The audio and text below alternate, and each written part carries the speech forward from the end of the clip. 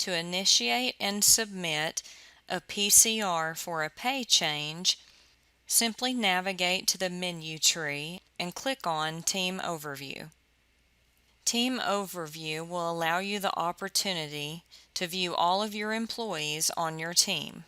Once you've identified the employee that you would like to initiate a pay change PCR for, simply click the blue paper hyperlink located next to that individual's name.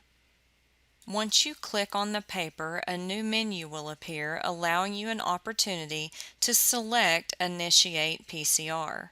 Once you hover over Initiate PCR, a new menu will appear, allowing you an opportunity to select the type of PCR in which you would like to initiate.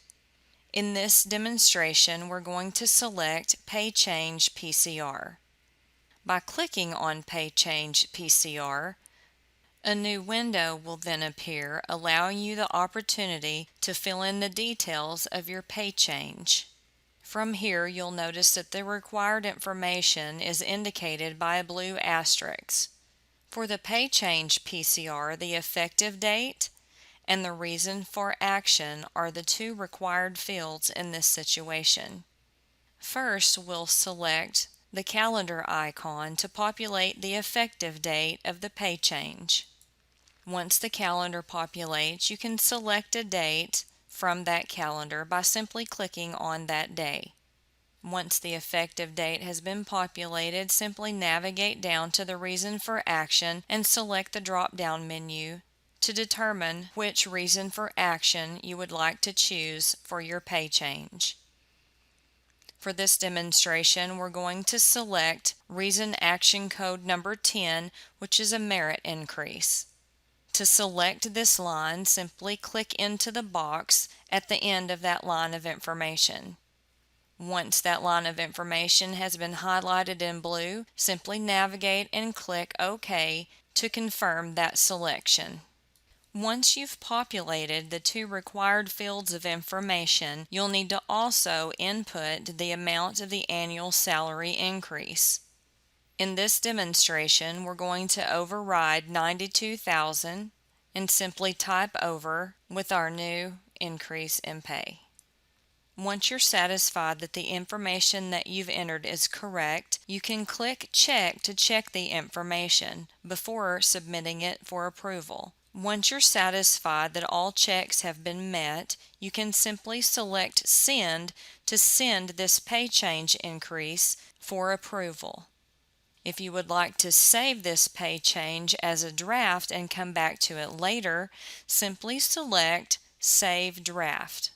Once you click Save Draft, a new window will then appear with a caution allowing you the opportunity to exit your editing or to continue your editing and remain in the screen you're currently in. For this demonstration, we're going to select Exit Editing. Once I make that selection, the window will change and you will get a confirmation message indicating that your draft version was created. To exit this window, simply select the X in the upper right-hand corner to close this window. Once you close the window, you'll be navigated back to your Team Overview screen.